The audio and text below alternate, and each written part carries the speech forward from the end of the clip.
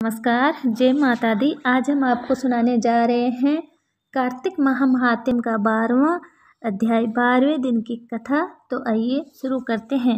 इतनी कथा ये सुनने के बाद महाराज पृथु नारद जी से प्रार्थना करने लगे, हे देव ऋषि, आपने कार्तिक महात्म्य, करक चतुर्थी व्रत और गृहस्थ धर्म के बारे में मुझे इतना कुछ बताया है।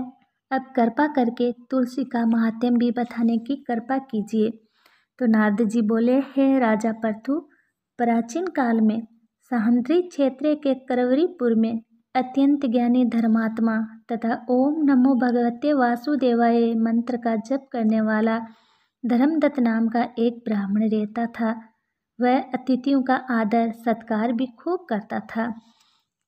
एक दिन प्रांत काल एक पहर रात्रि शेष रहने पर वह ब्राह्मण पूजा की सामग्री लेकर भगवान के मंदिर में जा रहा था कि इतने में उसने सामने से आती हुई एक अत्यंत भयंकर राक्षसी को देखा। आगे को निकले हुए टेढ़े मेढ़े और बड़े बड़े दांत, लाल लाल आंखें, बिल्कुल नगन लकड़ी के समान सूखा शरीर तथा मुख से घूर घूर शब्द निकल रहा था। ऐसी भयंकर राक्षसी को देखकर भयभीत धर्मदत्त ने अपने हाथ का तुलसी मिश्रित जल उस पर फेंक दिया। तुलसी दल शरीर पर पड़ते ही उस राक्षसी के समस्त पाप दूर हो गए और वह हाथ जोड़कर धर्मदत्त के पैरों पर गिर पड़ी। तब धर्मदत्त ने पूछा कि देवी, तुम कौन हो और किस पाप के कारण इस दशा को प्राप्त हुई? अपने पापों से मुक्त हो चुकी हो?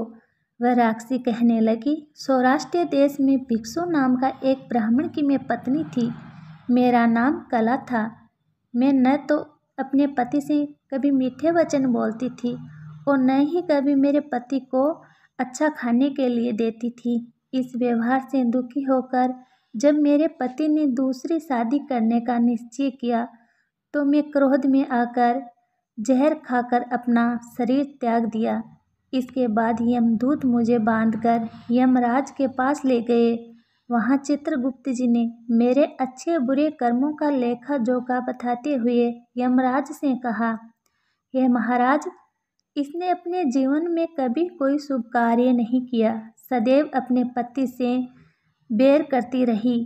ये सुनकर यमराज ने आज्ञा दी, क्योंकि जिस बर्तन में ये पकाती थी उसी में खाती थी, इसलिए इसको पहले अपनी संतान को खाने वाली बिल्ली की योनि में भेजा जाए।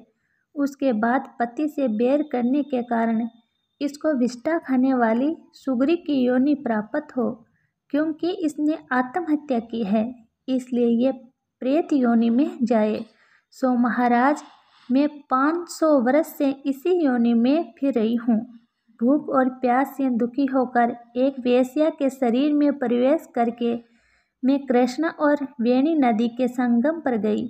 जैसे ही मैं नदी के तट पर पहुंची, विष्णु के दूतों ने मुझे वेश्या के शरीर से निकालकर बाहर फेंक दिया। वहां घूमती फिरती मैं आ रही थी कि आप मिल गए। आपने तुलसी मिश्रित जो जल मेरे ऊपर फेंका है, उसे मेरे संपूर्ण पाप नष्ट हो गए हैं। राक्षसी से सारा वृत्तांत सुनने के बाद ईश्वर भक्त ब्राह्मण धर्मदत्त ने कहा, तुमको देखकर मुझे अत्यंत दुख हुआ। मैं जानता हूँ कि तीर्थ व्रत दान आदि सत्कर्म प्रेत योनि में नहीं हो सकते। तुम्हारे पाप अधिक तथा पुण्य बहुत कम है, इसलिए मैंने अपने जीवन काल में जितना कार्तिक मास का स्नान और व्रत किया है, उसका आधा पुण्य तुमको देता हूँ। इससे तुम्हें उत्तम गति प्राप्त होगी।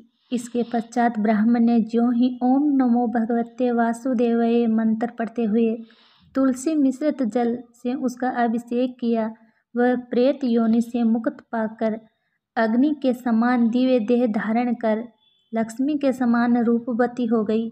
इसके बाद उसने ब्राह्मण को नमस्कार किया।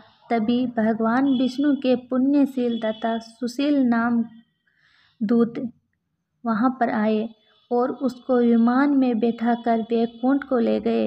उन दूतों ने धर्मदत्त से कहा, हे ब्राह्मण, निरंतर भगवान की भक्ति में लगे रहने के कारण तुम धन्य हो।